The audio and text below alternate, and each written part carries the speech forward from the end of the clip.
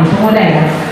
Nah, luar biasa pernyataan Tuhan, di mana persekutuan ini Tuhan sudah memberkati, sudah menyertai sampai di tahun ke-24 ini.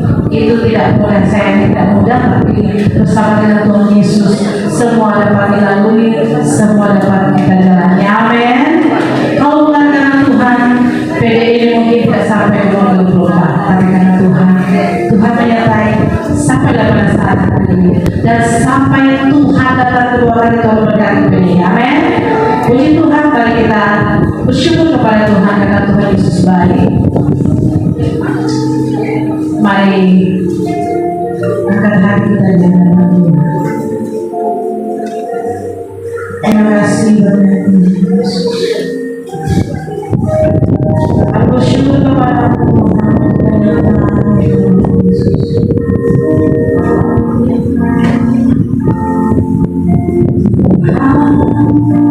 Sungguh bersyukur Kau menyertai hidupku selama ini. Bapa, ku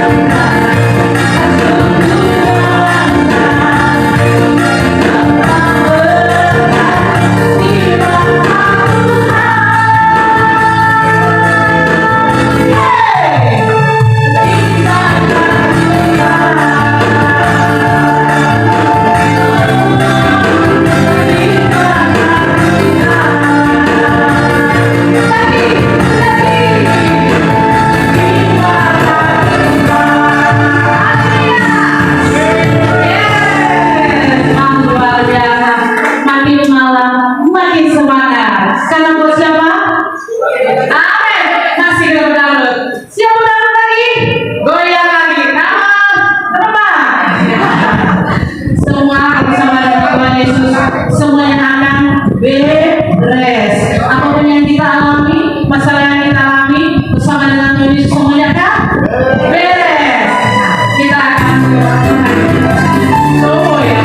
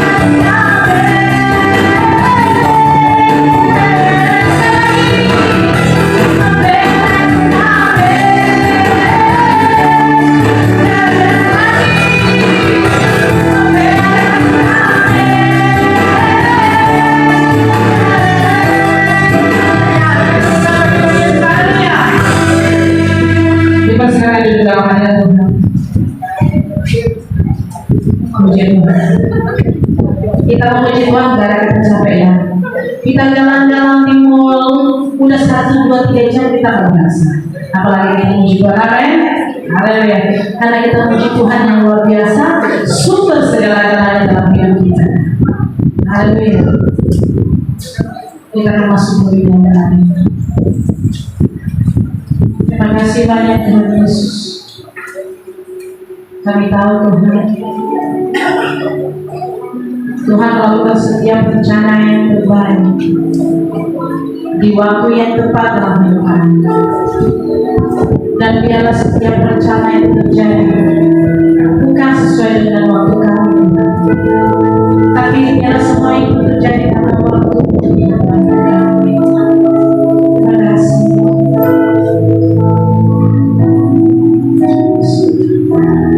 Selalu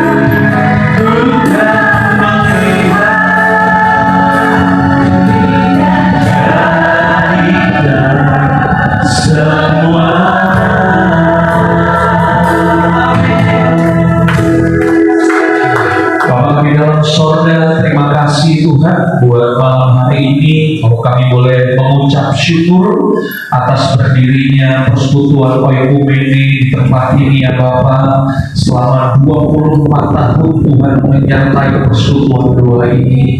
Kami percaya Engkau Allah yang hebat, Engkau Allah yang besar dalam kehidupan kami. Engkau Allah yang selalu memelihara kehidupan anak-anak-Mu ya Bapak.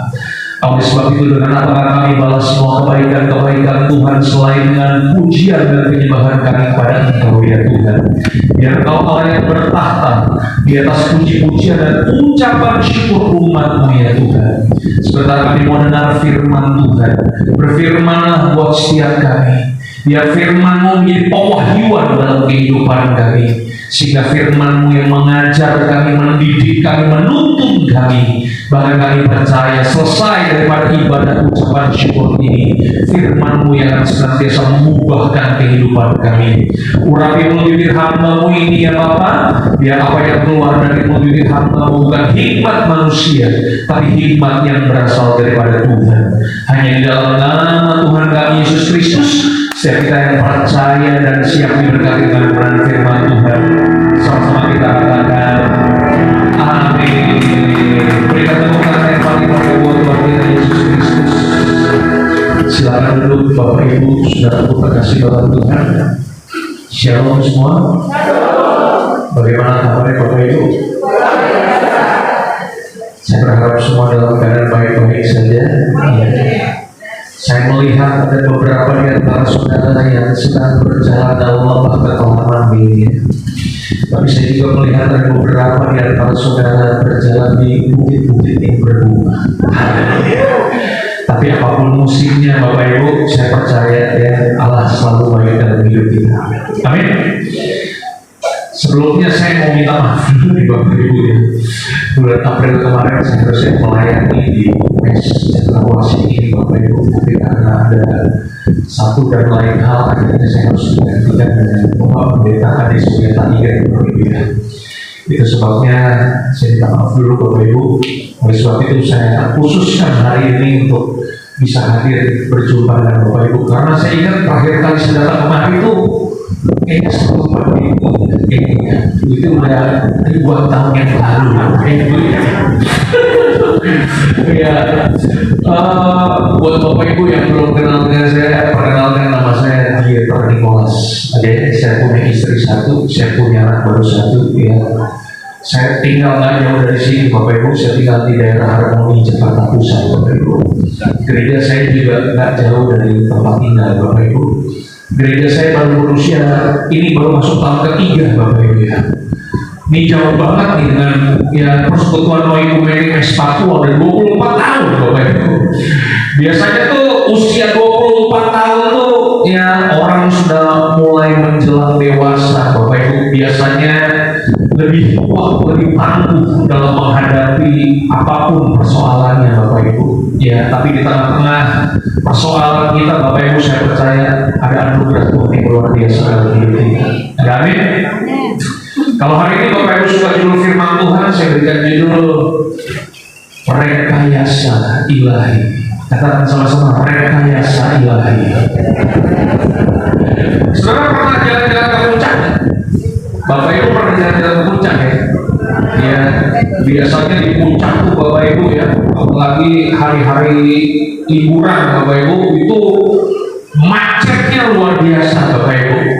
Saya masih ingat sekali Bapak Ibu, mungkin 2 tahun 3 tahun yang lalu ya, hari pertama Lebaran Bapak Ibu, ya gereja teman saya bikin trek-trek di puncak Bapak Ibu. Saya dari rumah tuh jam 4 subuh, nyampe di puncak pas ya di Bumi Aki itu jam 7 pagi Bapak Ibu. Sesi saya masih jam 3 sore Bapak Ibu, jadi saya makan dulu, istirahat dulu di Bumi Aki Bapak Ibu. Saya jalan dari Bumi Aki jam 12 siang. Saudara tahu sampai di tempat trek besok pagi jam 5 subuh Bapak Ibu. Ya. Saya sampai tidur di mobil Bapak Ibu ya. Itu perginya 12 jam, pulangnya 6 jam. Ya. Itu kalau ke Yerusalem udah nyampe Bapak Ibu. Ya, jadi kalau kita di puncak tuh kita bisa mengalami macet yang sangat luar biasa, jalanan stuck, ruwet Bapak Ibu ya. Dan biasanya kalau jalanan udah macet, udah stuck, udah ruwet, udah kusut Bapak Ibu, biasanya polisi lalu lintas membuat sebuah rekayasa lalu lintas namanya one way, yang mengerti rekan-rekan. Itu sebabnya jalan yang ruwet, jalan yang stuck, jalan yang macet lancar kembali. Bapak Ibu sadar nggak bahwa dalam kehidupan ini Tuhan mampu melakukan itu dalam kehidupan setiap kita, Bapak Ibu. Ya, ada begitu banyak ide di dalam Alkitab bagaimana Tuhan merekayasa orang-orang yang sedang mengalami pergumulan, orang-orang yang sedang mengalami masalah dalam kehidupan mereka. Itulah yang terjadi dalam kisah Yusuf, Bapak Ibu. Kalau saudara mempelajari kisah tentang Yusuf, Yusuf mendapatkan mimpi bahwa berkas-berkas abang-abangnya, berkas bapaknya akan sujud menyembah berkas dia, Bapak Ibu. Dia tahu bahwa satu hari dia menjadi orang besar, akan disembah orang, Bapak Ibu. Tapi kenyataannya besoknya abang-abangnya membawa dia ke padang, Bapak Ibu. Mau dibunuh, nggak jadi dibunuh, dijual menjadi budak di Mesir. Dan saudara tahu apa modal Yusuf masuk Mesir? Ini pertanyaan yang Bapak Ibu, jadi tolong dijawab ya. Nah, saudara tahu apa modal Yusuf masuk Mesir? Kalau tahu boleh angkat tangan. Kalau jawabannya benar, nanti pulang kebaktian ketemu saya kasih saudara angpau. 1 orang 500.000. Kalau benar jawabannya, kalau salah ya Bapak Ibu satu-satu kasih angpau buat saya tuh 500.000. Keadilan sosial bagi seluruh rakyat Indonesia. Hah? Saudara tahu apa modal Yusuf masuk Mesir?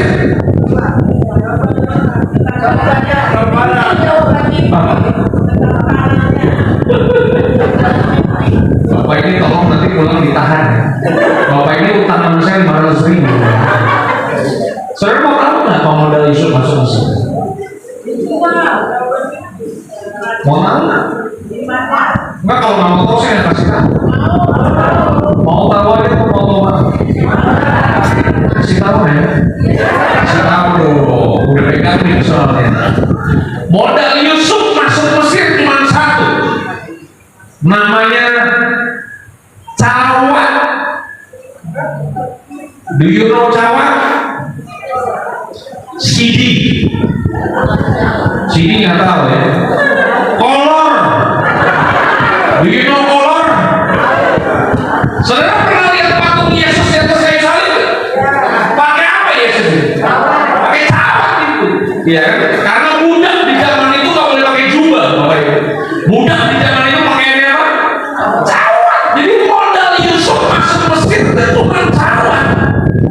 Jadi kalau hari ini Bapak Ibu merasa hidup Bapak Ibu menderita, bermasalah, kalau saudara masih bisa pakai baju bagus, sepatu bagus, saudara masih bisa keren kayak begini hari ini, saya kasih tahu, hidup saudara lebih mendingan daripada Yusuf. Halo? Modal Yusuf apa? Cawat, Bapak Ibu. Betul nggak? Tapi saudara lihat ada begitu banyak orang berusaha untuk membunuh, menyingkirkan mimpinya Yusuf. Halo? Tapi Tuhan membuat rekayasa dalam kehidupan Yusuf. Bahkan ketika Yusuf berhadapan dengan abang-abangnya, ketika bapaknya udah mati, ya kan? Mungkin kakak-kakaknya berpikir selama ini, waduh, selama ini mungkin Yusuf nggak membalaskan dendamnya sama kita karena masih ada bapak. Sekarang bapak udah mati. Menurut Bapak Ibu, Yusuf mampu nggak bikin 12 sumur abang-abang ini masukin satu-satu? Mampu. Tapi Yusuf melakukan itu? Di hadapan kakak-kakak. Ini perkataan Yusuf yang terkenal dalam Kejadian 50 ayat 20.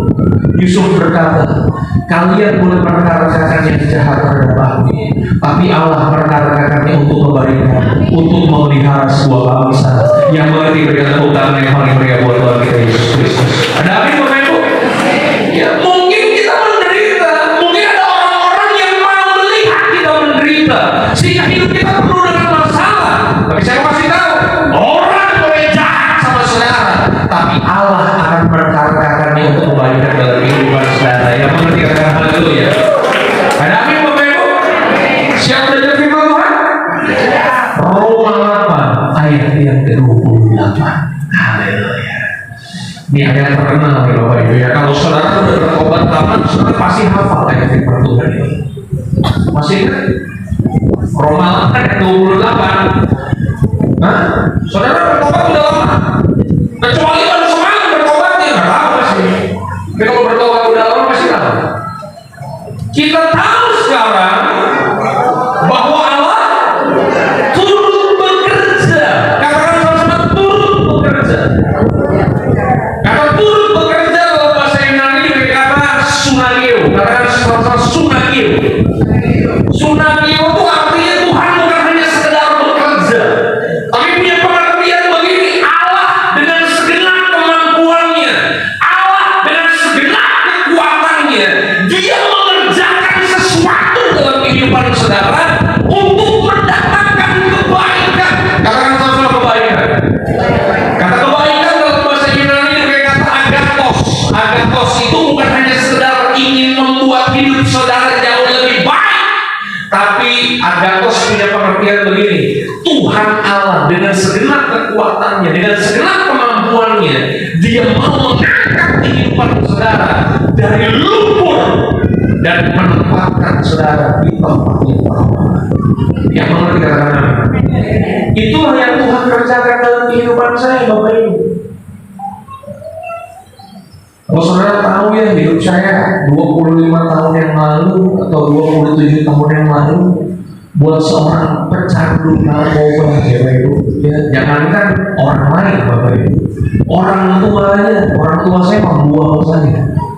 Keluarga inti, keluarga dekat Bapak Ibu, setiap kali saya mampir ke rumah mereka nggak pernah dibukain pagar Bapak Ibu, karena takut ada yang hilang di rumah mereka. Ya kan? Ya, udah dibuanglah Bapak Ibu.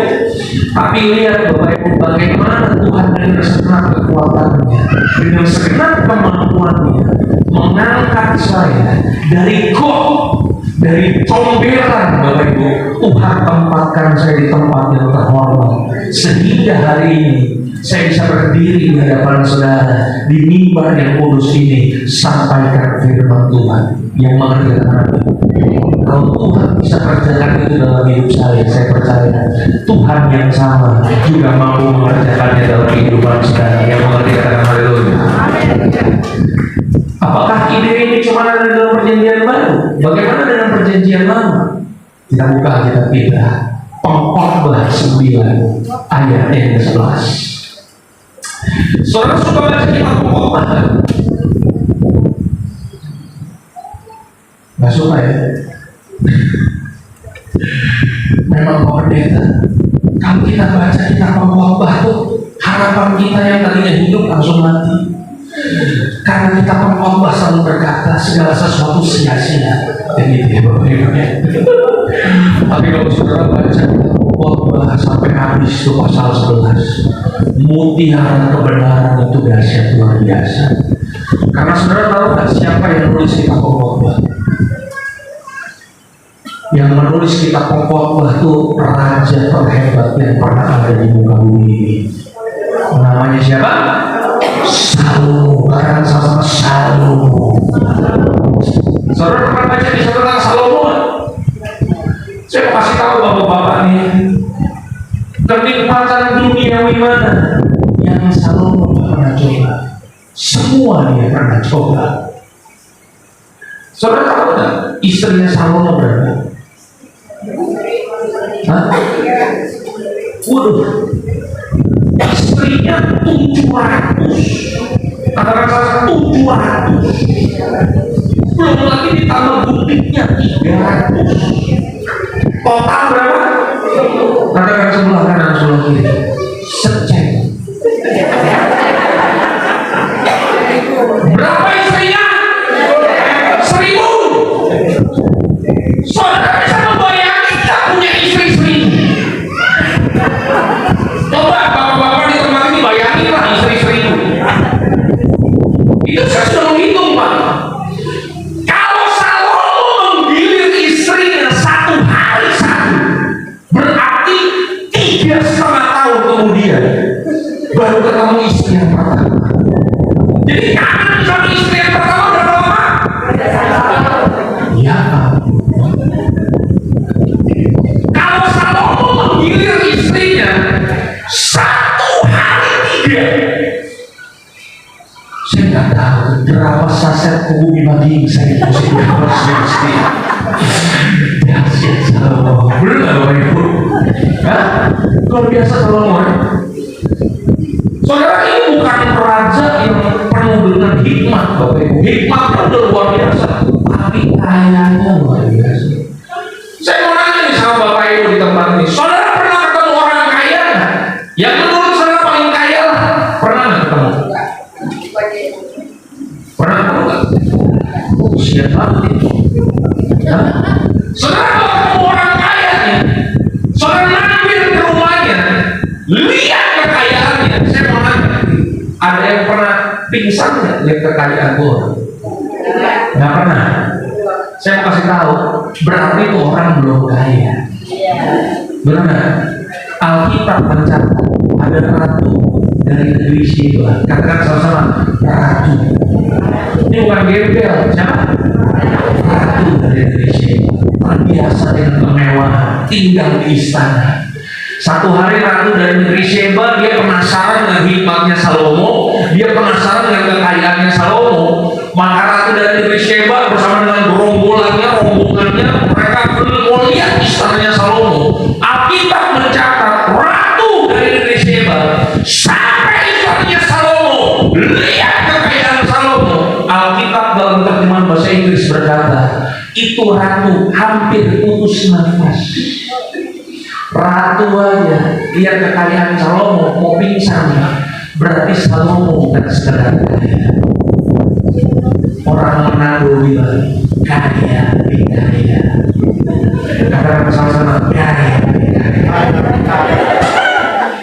Orang Manado bilang kalau kaya itu belum kaya, tapi kalau udah kaya itu kaya sekali. Salomo apa?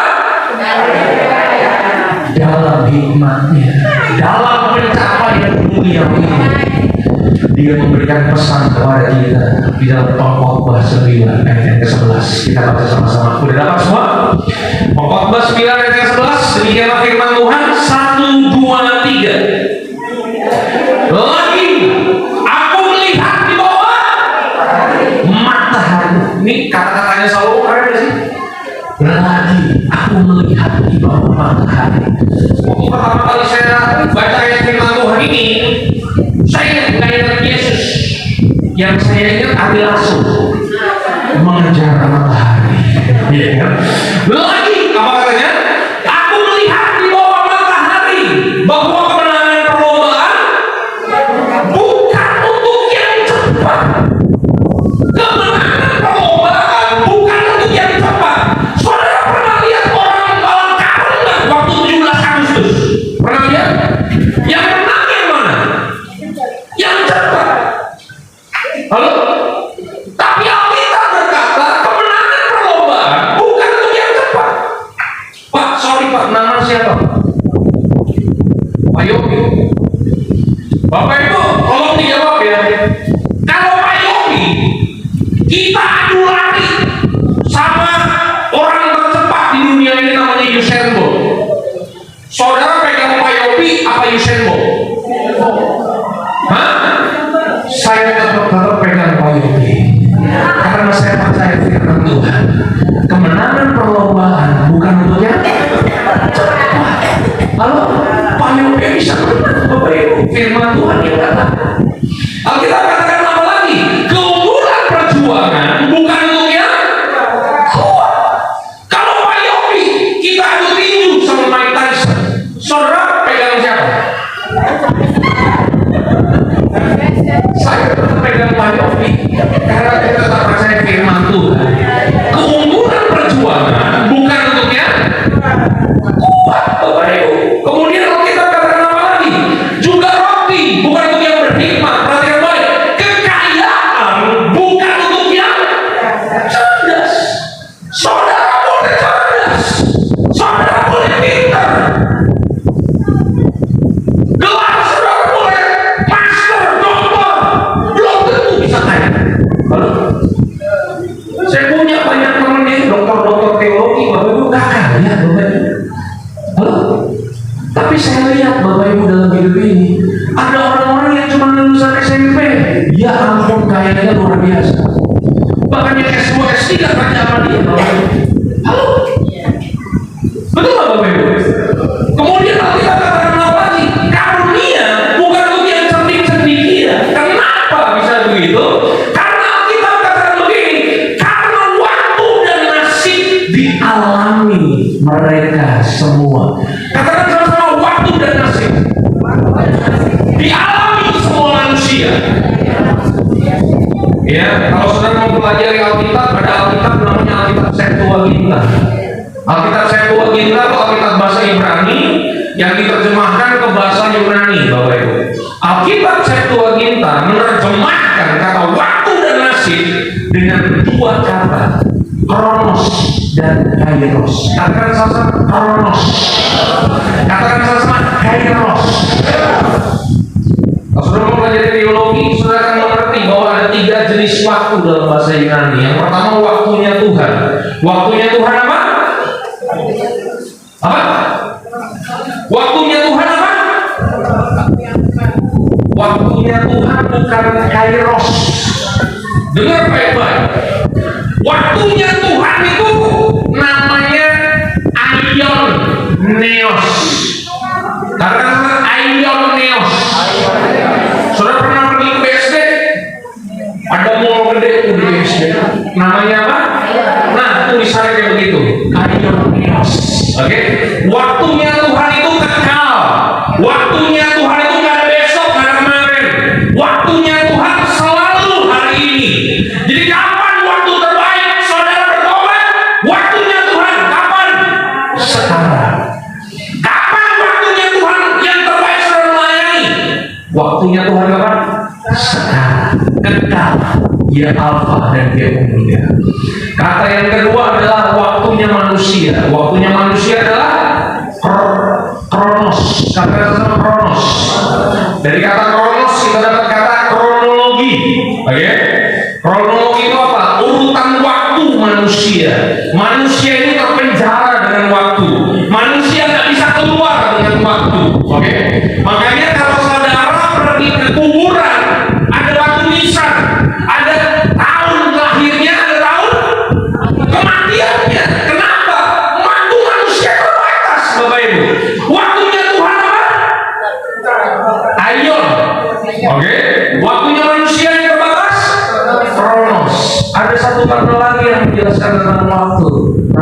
kairos. Apakah yang dimaksud dengan kairos? Kairos adalah waktunya Tuhan yang kekal, yang menembus masuk ke waktunya manusia yang terbatas. Itu namanya apa? Kairos, atau yang biasa saya sebut dengan momentum. Oke? Makanya gini, saudara boleh tua, saudara boleh cepat, belum tentu hidup saudara menang kalau saudara nggak pernah nangkap momentum Tuhan dalam hidup saudara.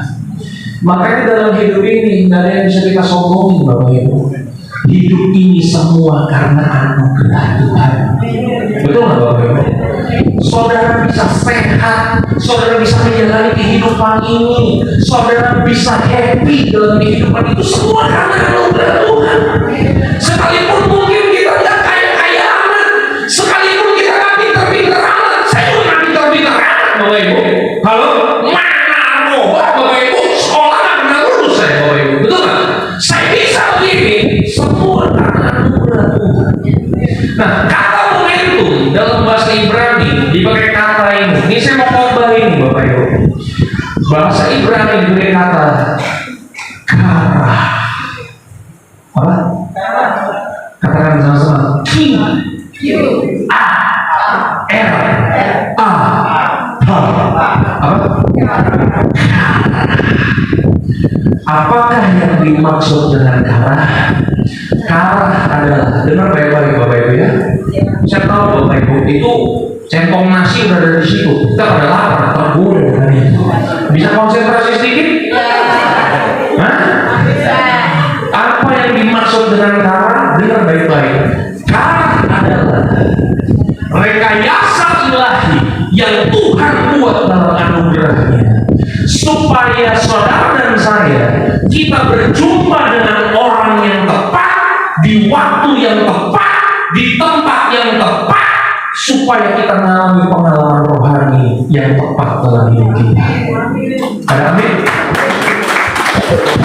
Jadi dalam hidup ini Bapak Ibu, kita bisa mengalami keberuntungan kalau kita nangkap kairos, nangkap momentum. Momentum inilah, kata inilah yang seringkali membuat kita dipertemukan Tuhan dengan orang yang tepat. Itulah yang terjadi dalam kehidupan Daud. Kalau sudah mempelajari kisah tentang Daud, Daud ini kan seorang anak muda yang disayang sama bapaknya, diabaikan, dilupakan sama bapaknya. Terbukti pada waktu Samuel mau ke rumah bapaknya yang namanya Isai untuk mengurapi salah satu anak Isai untuk menjadi raja Israel, Bapak Ibu. Semua kakak-kakak Daud, mereka semua badannya tegak, mereka semua rata-rata sekolah militer, mereka yang diundang dalam pesta tersebut. Saya mau nanya, di mana Daud? Hah? Di Mes Papua? Dia ada di padang pengembalaan, sedang mengembalakan 1000 kambing domba. Ada apa? 1000 apa 23 ekor? 23 ekor Pak, bukan 1000. Kalau 1000 jadi pengusaha ya. Halo? Bahkan Samuel sempat tertipu dengan perawakan abang-abang Daud. Samuel datang kok karena Daud tinggi besar seperti bapak ini, tinggi besar, badan bagus. Jangan-jangan dia yang menjadi raja Israel. Tapi Tuhan berkata, Samuel, bukan yang dilihat manusia yang aku mau. Manusia melihat apa yang kelihatan, tapi Tuhan melihat hatinya. Sampai habis abang-abang Daud, nggak ada yang dipilih sama Tuhan. Bahkan Samuel ngomong begini, Isai, ini anak-anak kamu udah semua, Isai. Isai ngomong, kayaknya udah semua. Saudara bayangin, bapaknya Daud tapi lupain dia, Bapak Ibu. Benar nggak Bapak Ibu? Halo? Itu kalau anak zaman sekarang ya, dilupain sama bapaknya, nggak disayang sama bapaknya. Kalau pakai motor, begal, narkoba udah pasti. Benar nggak Bapak Ibu? Tapi saudara lihat ya hatinya Daud ya. Sekalipun dilupain sama bapaknya, tapi dia tetap taat sama bapaknya. Halo? Terbukti pada saat Isai minta tolong sama Daud. Ya, namanya kan Daud, masa dada kan nggak enak Bapak Ibu, ya kan? Nih lu tolong nih anterin makanan buat abang-abang lu di medan pertempuran. Nah, saya mau nanya, apakah Daud kesel? Saya mau nanya, Daud bisa kesel nggak dimintain tolong bapaknya? Bisa nggak Daud? Giliran begini kan jadi ingat gua. Hah? Bisa nggak? Bisa nggak di tengah jalan makanannya dimakan sendiri sama dia? Ya kali bapaknya suami tadi makanannya jatuh di jalan, bisa nggak dia ngomong gitu? Bisa jadi. Tapi Daud lakukan itu. Dia sampai di medan pertempuran. Dia tuh ke medan pertempuran bukan mau bertempur, Bapak Ibu. Dia kalau ke medan pertempuran mau bertempur, bawanya senjata. Dia ngapain ke medan pertempuran? Bawa makanan. Kalau bawa makanan, saya mau nanya, dia bawa senjata apa dia bawa rantan? Bawa rantan, Bapak Ibu. Oh. Tapi waktu dia sampai di medan pertempuran, dia lihat ada orang Filistin, tinggi sampai 3 meter, badannya buset, baju jirahnya aja 50-an kilo. Itu Goliat nantang tentara Israel. Goliat ngomong gini, tentara Israel, ini kita bawa perangan rokan, banyak yang mati nih. Daripada banyak yang mati, mengorbankan saudara kita, bagaimana kalau kita one by one? Do you know one by one? Satu lawan satu. Iya kan? Kalau kami kalah, kami akan menjadi budak kalian. Jadi kalau kalian kalah, kalian yang menjadi budak kami. Nggak ada tentara Israel yang berani nantang Goliat, Bapak Ibu. Sampai Daud nyampe di medan pertempuran, Daud dengar tantangan orang ini. Daud ngomong apa? Ini masih belum genap 17 nih Bapak Ibu, ya kan? Temperamen masih tinggi, ya si Daud, ya kan?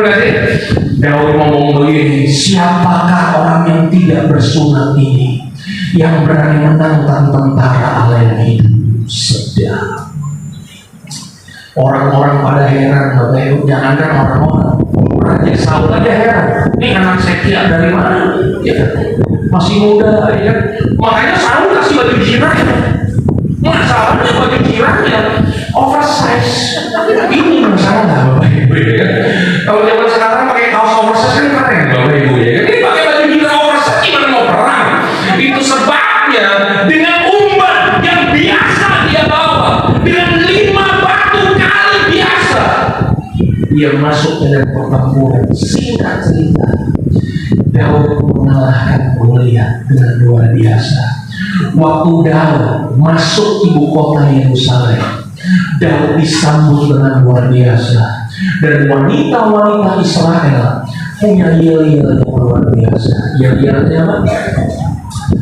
Saul membunuh beribu-ribu, Daud membunuh, padahal baru 1 orang, baru si Goliat doang, belum. Tapi Tuhan mengangkat Daud. Saudara lihat, agathos terjadi dalam kehidupan Daud. Tuhan angkat Daud dari pengembala kambing domba yang cuma 2 ekor. Tuhan tempatkan Daud di tempat yang terhormat, menjadi pahlawan Israel. Jadi Israel idol yang baru. Ada amin? Saya mau nanya, kalahnya Daud itu pas ketemu siapa?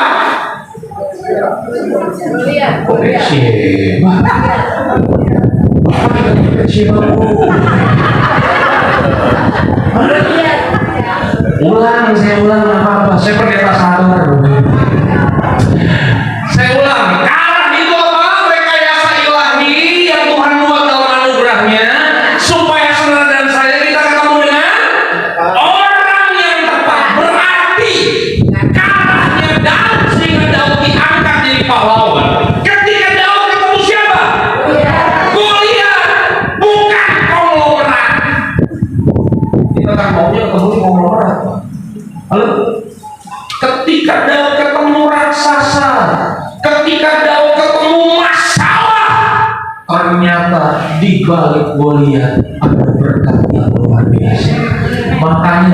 ini, kalau Tuhan izinkan masalah terjadi dalam kehidupan saya, jangan buru-buru ditepi. Kita kan kebiasaan begitu, masalah dalam nama Yesus, ditanggung. Jangan-jangan di balik masalah ada kaya dalam kehidupan saudara. Ketemu masalah, hadapi bersama dengan Tuhan.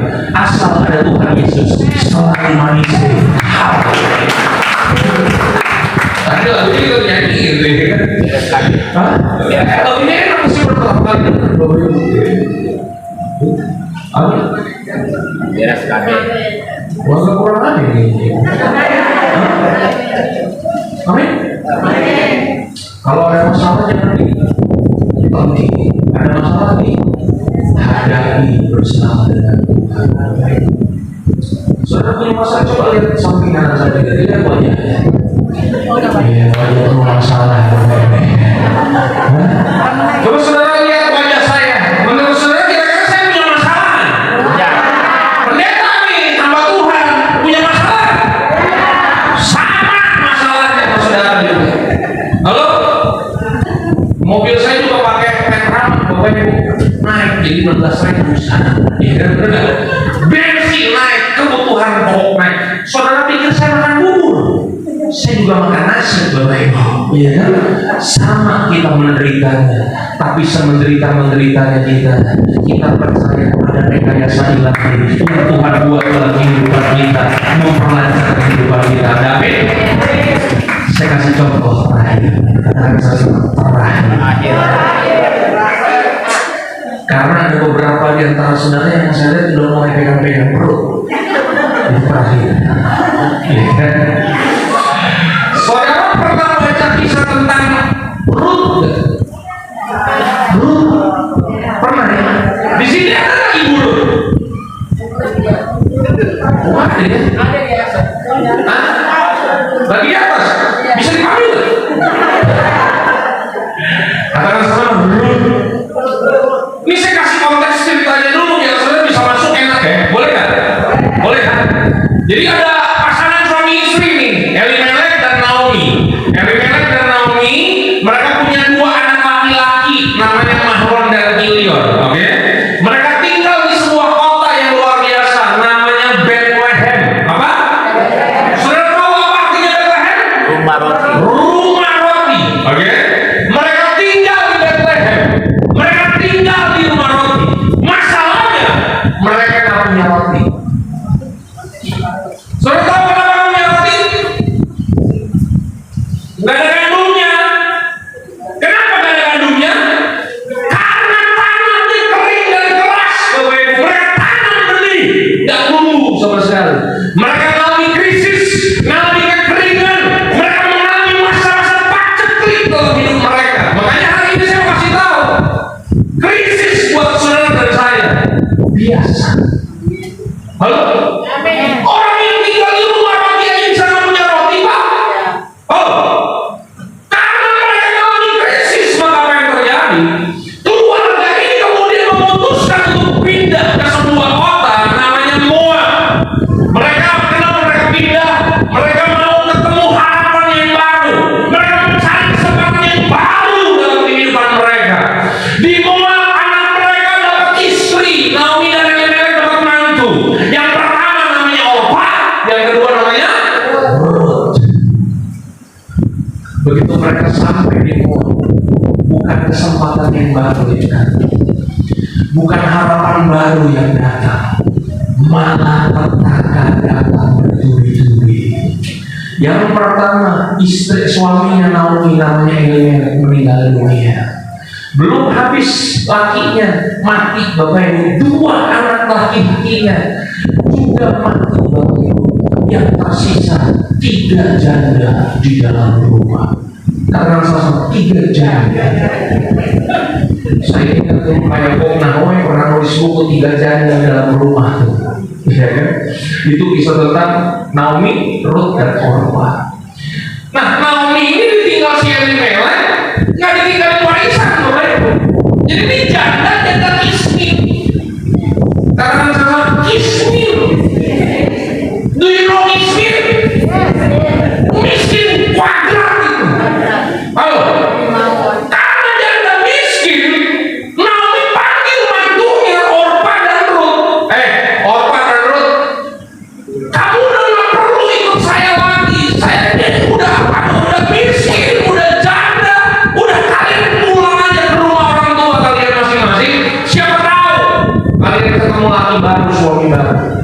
Oke? Paham nggak sampai sini? Karena kan nggak mungkin mereka berdua nungguin Naomi kawin, Naomi punya anak, nikah sama anaknya Naomi, nggak mungkin kan? Karena dulu ada budayanya kayak begitu. Kalau abangnya mati, adiknya bisa ganti Pak. Ada paham? Ada istilah? Ya udah saya ngerti aja deh. Ada istilah Ibrani cuma saya lupa. Ya. Akhirnya singkat cerita, Orpa pamit baik-baik. Karena saya pamit baik-baik. Jadi ini pamitnya nggak kayak drama Indosiar. Wah, kalau drama Indosiar bisa berseri-seri Bapak Ibu ya. Ini pamit baik-baik. Puas. Yang tersisa tinggal situ. Naomi ngomong begini, bro, lu mau pergi juga. Nah, ini perkataan Ruth yang paling terkenal. Ruth ngomong begini, Mami memang bukan mami kandung, mami cuma mami mertua. Tapi please mami jangan suruh aku pergi. Karena kemanapun mami pergi, aku akan pergi. Kemanapun mami bermalam, aku akan bermalam. Bangsaku adalah bangsaku, Tuhanmu adalah Tuhan. Sedap, karena salah sedap. Keren ya, benar sih itu keren. Pokoknya buat ibu-ibu nih cari mantu, cari orang mirip kayak ini. Jangan, benar. Bumi setia Bapak Ibu. Singkat cerita, Ruth dan Naomi akhirnya mereka kembali ke Bethlehem. Sampai di Bethlehem, apa yang terjadi? Saudara mau tahu? Nggak, kalau mau tahu saya mau pulang. Pulang. Saudara mau tahu apa yang terjadi di Bethlehem? Nggak semangat ya mau tahu ini. Saya ulang, mau tahu? Yakin? Kita buka Alkitab kita. Rut 2 ayat yang kedua.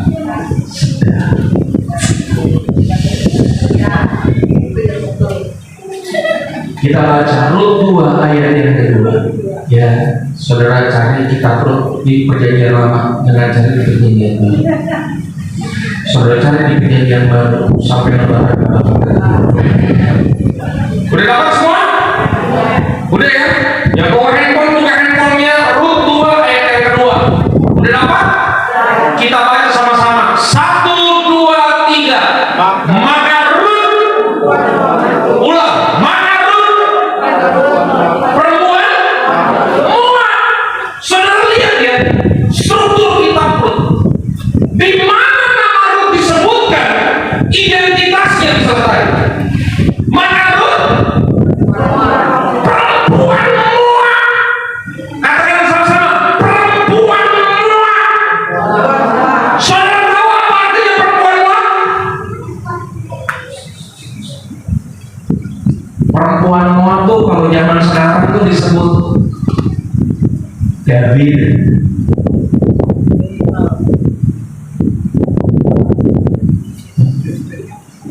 Tahu nggak artinya? Ulang. David. Do you know David? Tak bertuhan. Rut apa? David. Ulang. Rut apa? Ulang. Rut apa? Yang kedua, Rut bukan hanya sekedar kambing. Rut ini jenis. Nggak enak ngomong janda banget. Kita ganti hanya jenis. Do you know jenis? Saudara jangan membayangin ya, janda zaman dulu tuh sama kayak janda zaman sekarang, beda.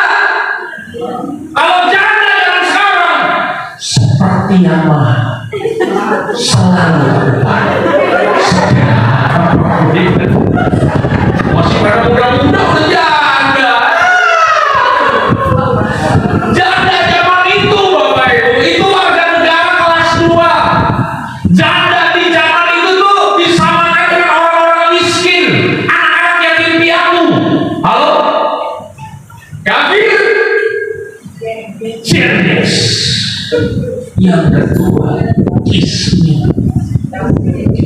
Dari mana saya tahu dia miskin? Dari kerjaannya. Alkitab ngomong apa? Coba baca.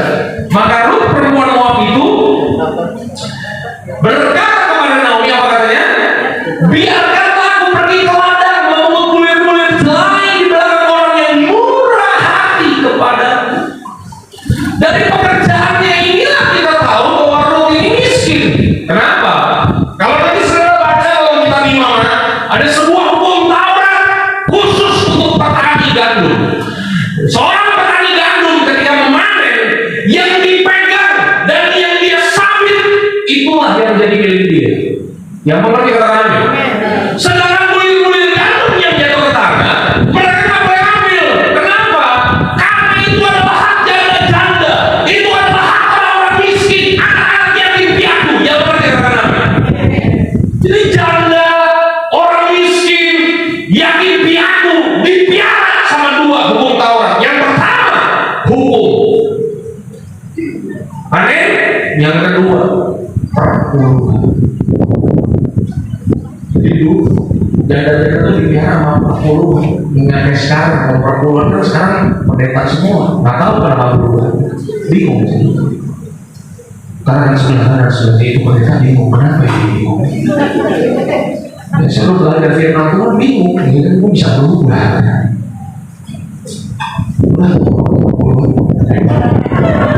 Ada masih Kabir, Jenes, Kismi. Bu, sorry nama siapa? Ya, Maulid. Ibu kalau ketemu ada wanita yang kafir, jenis miskin, kira-kira menurut ibu masa depannya gimana?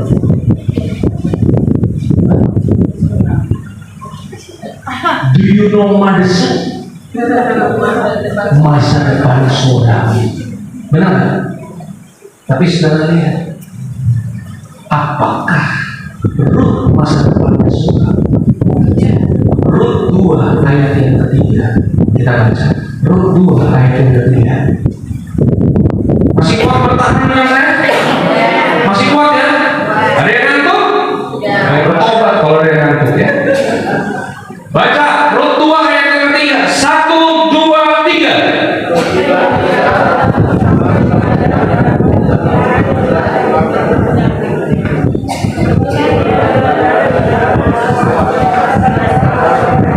Katakan sama-sama, kebetulan. Ulang, kebetulan. Pertanyaan saya, adakah yang kebetulan dalam dunia ini? Itu kata kebetulan mahal Tuhan. Kebetulan itulah yang saya sebut dengan halo? Saudara baca main lewat aja itu kata kebetulan.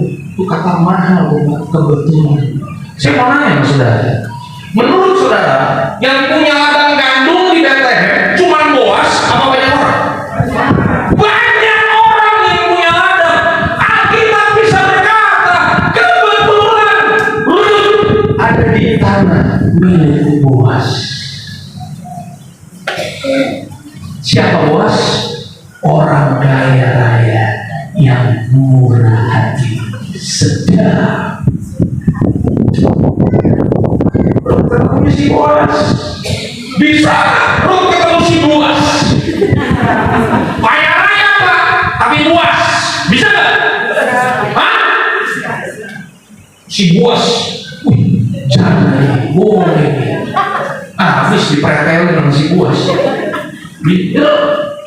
Bisa Rut ketemu si Bias.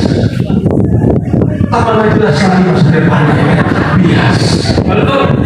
Rut nggak ketemu si Boas, Rut nggak ketemu si Bias, Rut ketemu siapa?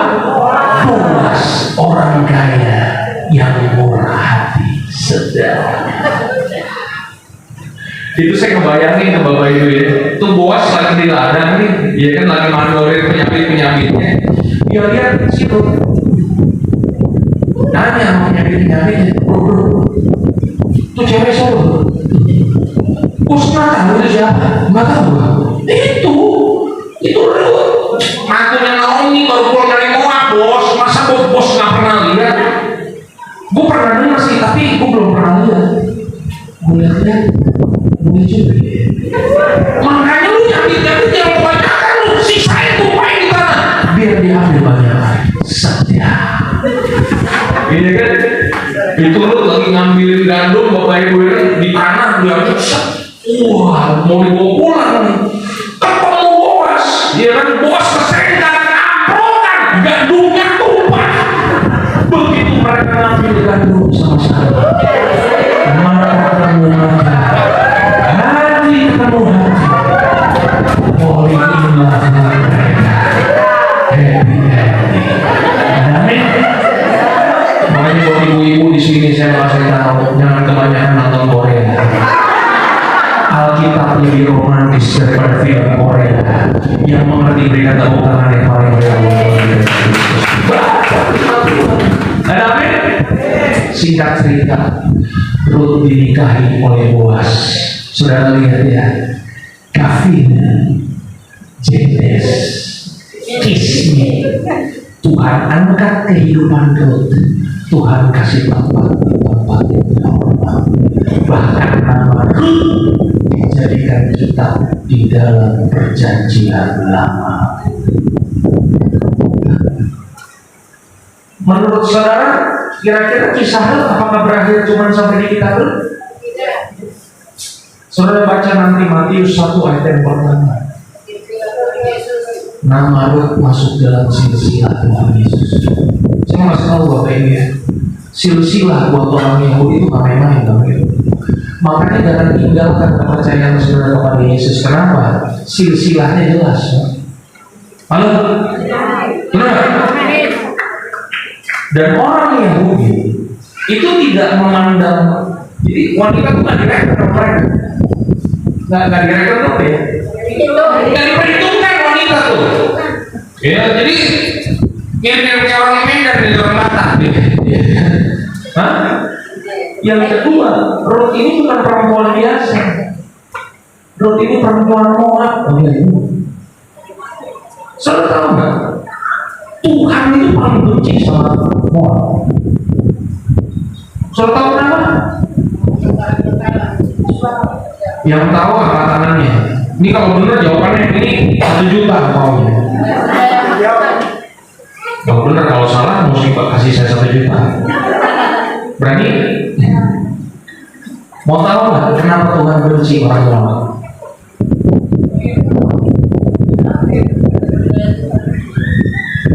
Mau tahu nggak? Bukan orang yang mau tahu. Saya bilang nih makanan udah tersaji nih, makin lapar nih. Mau cepat mau lama nih. Ulang, mau tahu nggak kenapa Tuhan benci orang Moab? Yakin mau tahu? Tuhan benci bangsa Moab karena Moab itu lahir dari Lot. Saudara pernah baca kisah tentang Lot? Itu ngeri-ngeri sedap begitu. Lalu Sodom dan Gomora itu diluluhlantakkan nama Tuhan, habis mereka semua. Yang tersisa cuma Lot, istrinya, dan 2 anak perempuannya. Mereka keluar dari Sodom dan Gomora. Masalahnya istri Lot tengok belakang. Jadi apa dia? Dia enggak. Yang tersisa tinggal Lot dan 2 anak perempuannya. Karena mereka cuma bertiga. Satu malam 2 anak perempuan Lot memperkosa bapak kandungnya sendiri. Dan dari 2 anak perempuan Lot inilah lahir 2 bangsa yang menjadi musuh bebuyutan bangsa Israel, Bani Amon dan Bani Moab. Tapi saudara lihat ya, nama Ruth perempuan Moab yang dibenci oleh Tuhan tetap masuk dalam silsilah Tuhan Yesus. Artinya apa? Artinya dosa sehancur apapun yang pernah saudara lakukan, asal saudara percaya kepada Tuhan, nama saudara diperhitungkan sama Tuhan.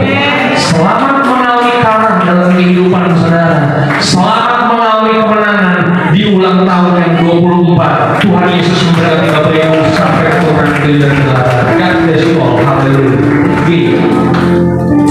Mari kita datang kepada Tuhan Bapak Ibu. Haleluya, haleluya, haleluya. Terima kasih Tuhan. Bapa, Engkau mengenalku lebih dari siapapun. Engkau tahu ceritaku dan isi hatiku.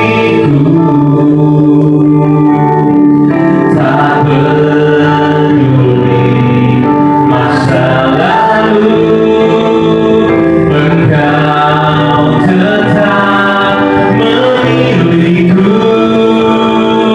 Ubahkanku, sempurnakan jadi karya yang indah. Kini aku percaya tiada yang mustahil bagimu.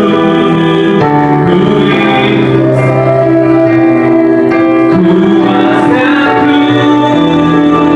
dasarku berharap.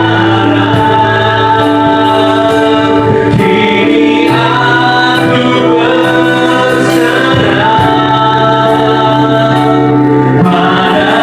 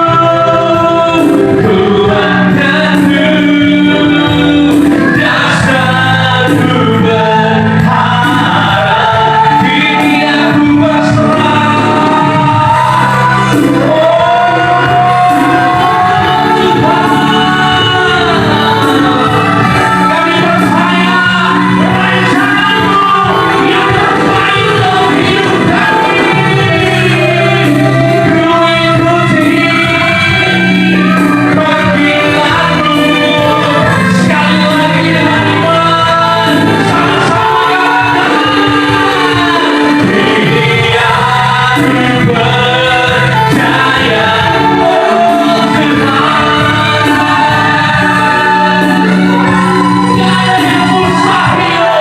bagiku.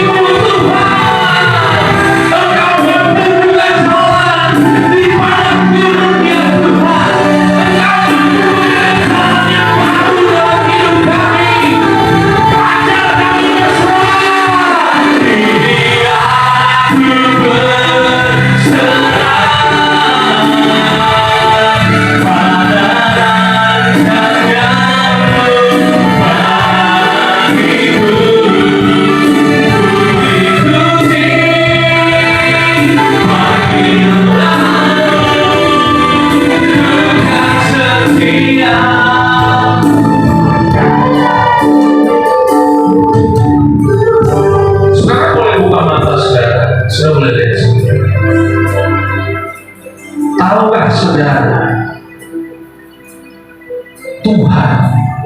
banyak jalan. Untuk 1001 macam persoalan saudara, Tuhan punya 1001 jalan untuk menolong saudara. Amin, Bapak Ibu. Hari ini ada arah Tuhan tersedia dalam hidup saudara. Tapi Bapak Pendeta, kenapa ya? Saya nggak ngalami itu Bapak Pendeta dalam hidup saya. Kadang-kadang kita nggak bisa menangkap arah Bapak Ibu. Karena seringkali kita hadapi masalah, kita hadapinya dengan kekuatan kita sendiri. Seringkali kita merasa kuat, merasa hebat. Saya mau kasih tahu Bapak Ibu, sekuat-kuatnya saudara, setegar-tegarnya saudara dalam hidup, saudara tetap perlu Tuhan dalam hidup saudara. Amin. Kalau saudara merasa diri kuat, mampu, Tuhan susah menolong saudara. Tuhan susah bukan jalan dalam kehidupan saudara. Itu sebabnya ada kalanya Tuhan biarkan saudara. Bukan karena Tuhan jahat, karena Tuhan mau supaya saudara berserah sama Tuhan. Waktu saudara angkat tangan berserah, disitulah waktunya Tuhan turun tangan dalam kehidupan saudara. Yang percaya katakan amin Bapak Ibu. Saudara Bapak yang di tengah kita hari ini sudah mengalami arah dalam kehidupan saudara. Saudara mengalami rekayasa ilahi dalam kehidupan saudara. Bapak Ibu yang tinggi Bapak Ibu, mari kita berdiri sama-sama.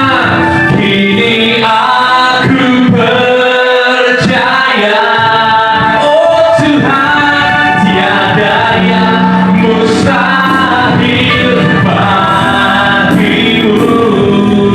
Kuasamu, kuatkanku, dasarku berharap. Kini aku berserah, oh Tuhan.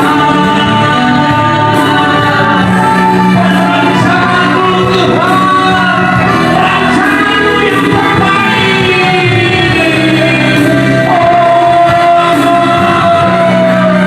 panggil aku sekali lagi sama-sama.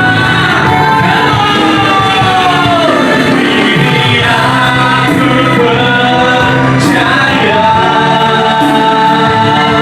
tiada yang mustahil bagimu.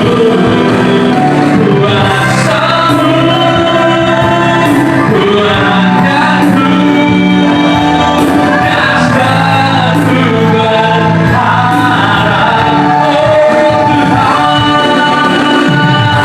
Tuhan, pada rancanganmu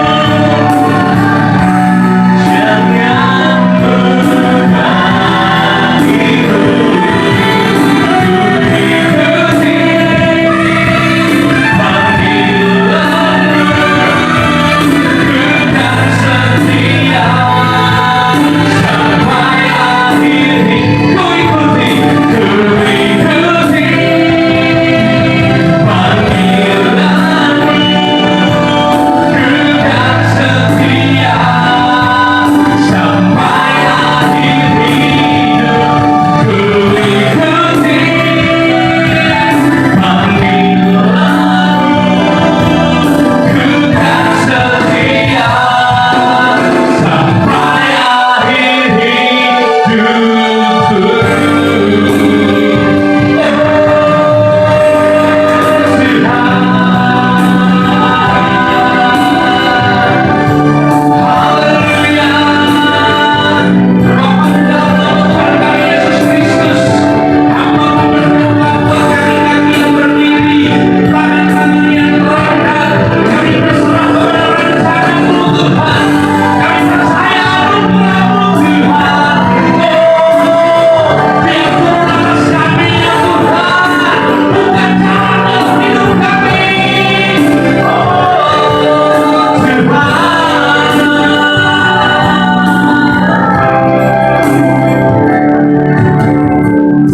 Bapa, di dalam nama Tuhan dan Yesus Kristus, hamba mau berdoa buat persekutuan Oiku Menes Cendrawasih ini ya Bapak. Biar masuk di tahun ke-24 Kami semakin dewasa di dalam Tuhan. Kami boleh melihat janji-janji Tuhan tergenapi dalam kehidupan kami. Kuatkan langkah mereka, berikan kekuatan buat pundak mereka, supaya Tuhan berikan visi yang baru dalam kehidupan mereka. Mereka memperlebar kerajaan sorga di tempat ini ya Bapa. Terima kasih ya Bapa. Biar damai sejahtera, sukacita, kebenaran Tuhan menyertai mereka. Hanya di dalam nama Tuhan kami Yesus Kristus, saya yang percaya dan sama-sama kita katakan.